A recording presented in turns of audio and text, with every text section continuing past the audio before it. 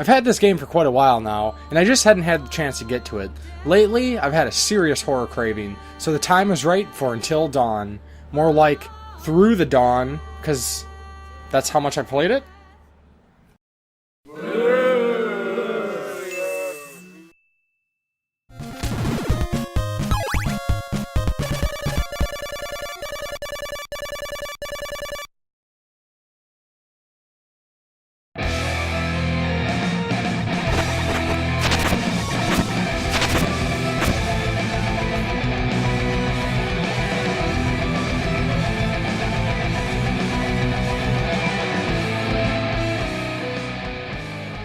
Church here, and welcome to the Game Grinder. Today we'll be reviewing Until Dawn. Until Dawn was developed by Supermassive Games, which of all things known for, also developed the Little Big Planet series. Just with that information alone, they already have some expectations to overcome jumping into another genre with what could be considered a high-risk game. In some of my investigation, I learned that Until Dawn was originally going to be a first-person PlayStation Move game, but was delayed a couple years and eventually reintroduced as a third-person PS4 game. The game was published by Sony Computer Entertainment for the PlayStation 4 in August of 2015. 1 year ago, during a mountain resort getaway, a prank that led to a tragic accident caused two sisters to disappear. On the anniversary, the friends have come together in remembrance, but the night takes a turn for the worst as strange events begin to occur, and people begin to disappear. It's up to these 8 friends to figure out what's going on and attempt to survive until dawn. So I'm sure for those not familiar with the game are wondering, what the hell is Until Dawn? Until Dawn is what I'd call an interactive survival horror adventure game, meaning the game is a far less significant focus and its story takes center stage. We'll be able to explore the environments we find, but all other actions are mostly quick-time events or scripted prompts for certain buttons that are time-sensitive. Now before you dismiss another QTE game, let me just say Until Dawn is a game that does pretty much everything right, giving us enough user control without the overbearing use of command prompts leading to outright failure. One of the biggest reasons Until Dawn does this more than effectively is the game's incredible emphasis on choice. Right from the beginning of our story, it introduces the almost cliché butterfly effect concept, where one action may ripple to larger results. If a butterfly was to flap its wings, it may create a tsunami on the other side of the world. So the big hurdle for these types of games is their ability to create actual, meaningful differences in the choices we make. And in many ways, Until Dawn is more of the same in regards to how the main concept of the story will not change, but what Until Dawn nails is how these choices affect our characters throughout the story. Actions lead to consequences, and all of our choices will be deciding factors in how our characters interact with one another, and if they will survive the night. How certain situations will play out can have different results depending on how each person's responded to other people, and during my 2 playthroughs, I was surprised to see some of the changes when making different decisions. Throughout our playthrough of Until Dawn, we'll play as 8 different people. Gameplay basics remains the same for each, but different situations may be more exploration focused, and some might have more scenarios requiring the QuickTime events. It's all very situational. This is pretty well balanced with each character though, but again, the main focus is the character building, which I'll get to more about later. Basically, while playing each person, we can explore the limits of the current location, and if by chance there are objects to interact with, we'll be provided with a prompt to hit X and can further interact. As our characters proceed throughout the game, they're always communicating in some way, building their personalities and telling us, the player, what they're thinking during these scenarios. Otherwise, it's progressing and the occasional QuickTime prompts. Besides these sometimes life or death prompts, we'll also have the more significant butterfly effect decisions. These will usually take the form of polarized responses or actions, accosting someone versus being supportive, or choosing to run versus hiding. Sometimes there'll be situations where it might not be wise to react at all, say given the choice to shoot a random animal. Also, there are some situations where the game makes use of the PS4's motion-sensitive controls and tells us don't move, and we'll have to hold the controller completely still. This can be a bit more challenging than you'd think it would be, and really makes for some intense situations. As we play through the game, there are various clues we can find covering a few different topics. The most significant clues to find are related to the 2 sisters who disappeared, and finding all their clues will provide some additional story at the end of the game. There are other clues relating to other story elements, and paint us pictures of past events to add more depth to an already deep story.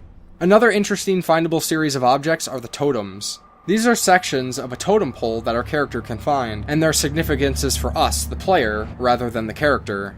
These give us foreshadowing glimpses into the future, and may warn of deadly situations, or hint about choices we would want to make. Of course, how we use this information is up to us to decipher its exact meaning, but this really lends itself to some of the tension as we inch closer to the events where these visions will unfold.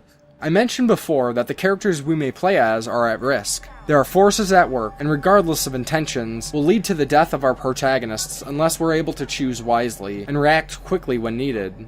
Not all of the significant choices seem black and white, and it's hard to say how other characters will respond in later situations looking back at other choices. The severity of these choices is made ever present by the fact that there's no going back.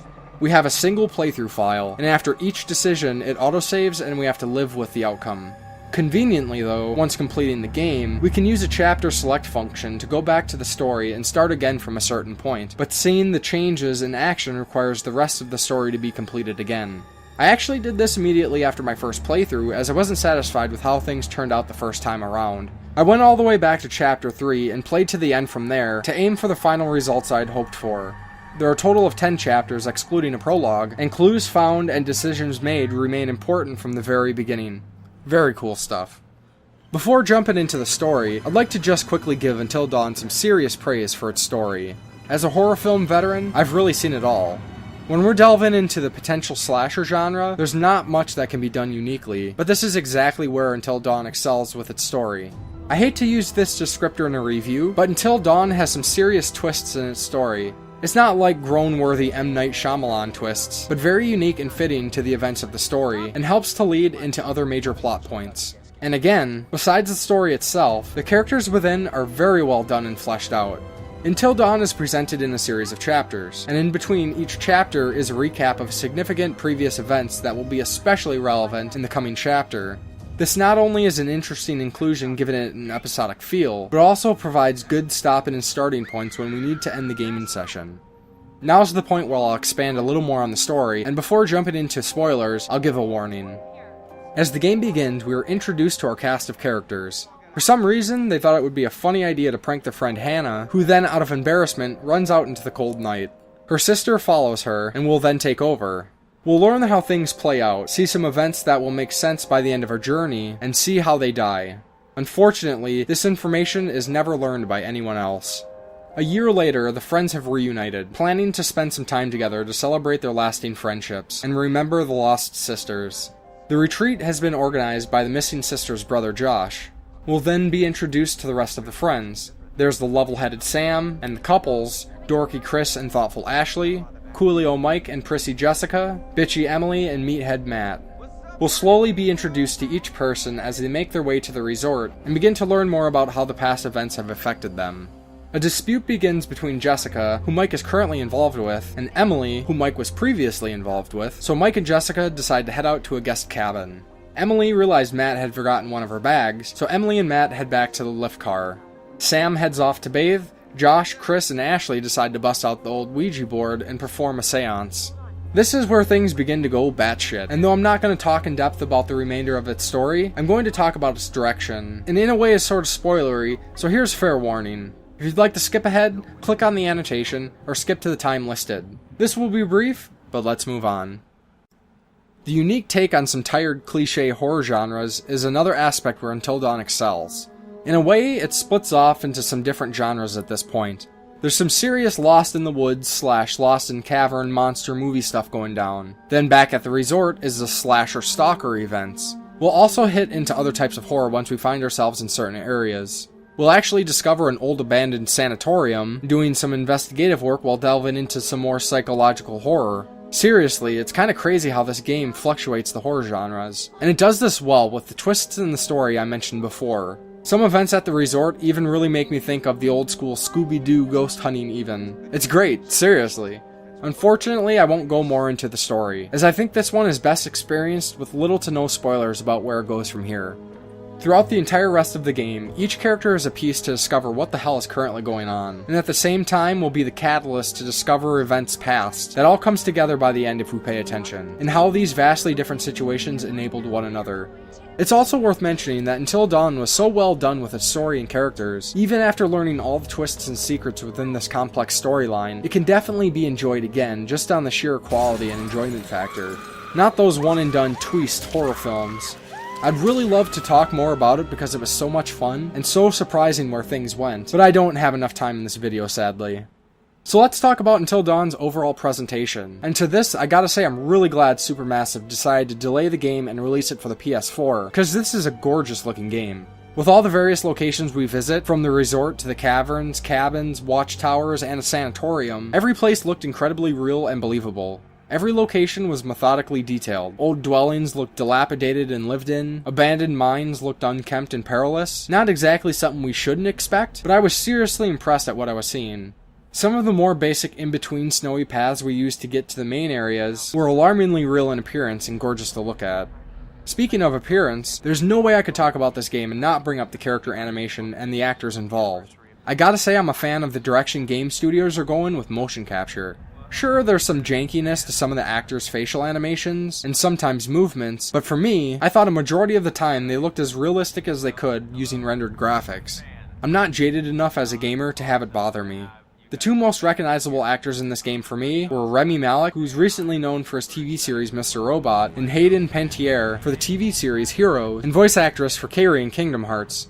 All the actors in this game did a fantastic job with the characters, and I have no complaints honestly. Some characters I really liked, some I didn't, but it was all done on purpose. The behind-the-scenes unlockable videos about the mocap process and acting was interesting, as not only did they do standard facial capture, but the actors actually improvised the physical situations when delivering lines to help add more realism to their reactions. It's definitely worth mentioning that Larry Fessenden was brought in to help with script writing along with Graham Resnick. Larry is a longtime actor, writer, and director of the horror genre, much in the schlock B genre, but nonetheless was recognizable.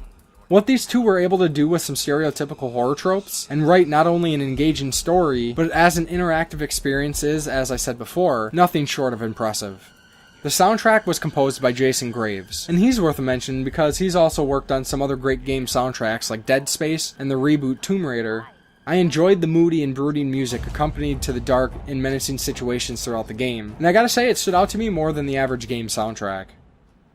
Before wrapping this up, I'd like to comment on the game as a horror entry. There's a lot of really great horror games out there, but how this game presents itself, the situations, the characters, and the twists, all the twists, really set it apart from the pack. Expectations be damned, because Until Dawn takes your usual horror cliches and owns them. I played through the game a second time immediately after beating it. I rarely do that, regardless of being a short game or not. I was engaged the entire time, and as unconvincing of a description as the plot could be, it's really freaking good. Until Dawn is a must-play for any horror fan. Thanks for checking out my review of Until Dawn. What were your thoughts on the game? Let me know in the comments below. If you liked what you've seen or heard, please give the video a like, a share, and subscribe to see future videos. I'm on Twitter and Facebook as well, and I post a lot of other great game-related content there, and links are in the description. Until next time on the Game Grinder.